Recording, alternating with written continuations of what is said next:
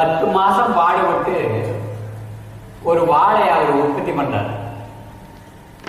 அவர் அந்த வாழைத்தாரை 13 ரூபாய்க்கு விற்கிறாரு. அதை வாங்கிட்டு போன வியாபாரி என்ன செய்யறாரு, திருவனந்தபுரத்தில் கொண்டு போய் 26 ரூபாய்க்கு விற்கிறார். அவருக்கு 2 நாள்ல 13 ரூபா, இவருக்கு 10 மாசத்துல 13 ரூபா. ஒரு காற்று அடிச்சதுன்னா அந்த வாழை 2 மரத்தை விட்டு முட்டு கொடுத்தாலும் எழுத்து முட்டி ஒரு கீழே விடும். அதோட கஷ்டத்தெல்லாம் அந்த 10 மாசம் கழிச்சு ஒரு பார்க்குற 13 ரூபாயும் அவர் 2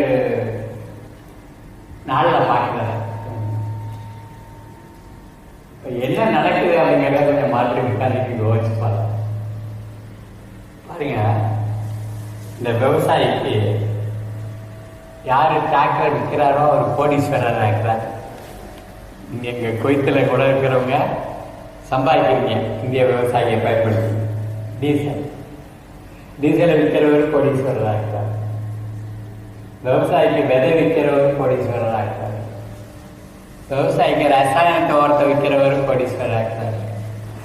அவருக்கு அந்த பூச்சிக்கொல்லி நஞ்சுகளை விற்கிறவரும் கோடீஸ்வரராக இருக்கிறார். அந்த விவசாயிக்கு சிமெண்ட் விற்கிறவரும் கோடீஸ்வரராக இருக்கிறார். செங்கல் விற்கிறவரும் கோடீஸ்வரராக இருக்கிறார். மணல் விற்கிறவரும் கோடீஸ்வரராக இருக்கிறார். இந்த மின்சார சாதனங்கள்லாம் விற்கிறவரும், பல்பை விற்கிறவரும், வயரை விற்கிறவரெல்லாம் கோடீஸ்வரராக இருக்கிறார். தார்பாய் விற்கிறவர் கோடீஸ்வரராக இருக்கிறாரு. ஸ்ப்ரேயர் விற்கிறவர் கோடீஸ்வரராக இருக்கிறாரு. இவ்வளவு பயன்படுத்துகிற அந்த லாரி செஞ்சு விற்கிறவர் கோடீஸ்வரராக இருக்கிறாரு.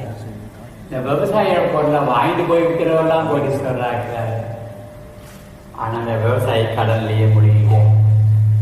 அப்படிதான் நீங்க எல்லாம் இங்கே வந்திருக்கீங்க. எல்லாத்தையும் வர வேண்டிய அவசியமே கிடையாது.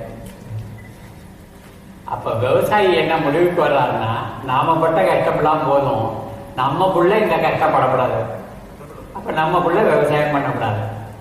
அதாவது இந்த வயிற்றை பத்தி யோசிக்க கூடாது, உணவு உற்பத்தியை பத்தி யோசிக்க கூடாது. எங்கேயாவது போய் எப்படியாவது குறைச்சிக்கிட்டோம்னு சொல்றேன். அதனுடைய விளைவு தான் தமிழர் இன்னைக்கு எங்க பார்த்தாலும் பார்த்தா கடல் கடந்து போயிட்டே இருக்கிறாங்க.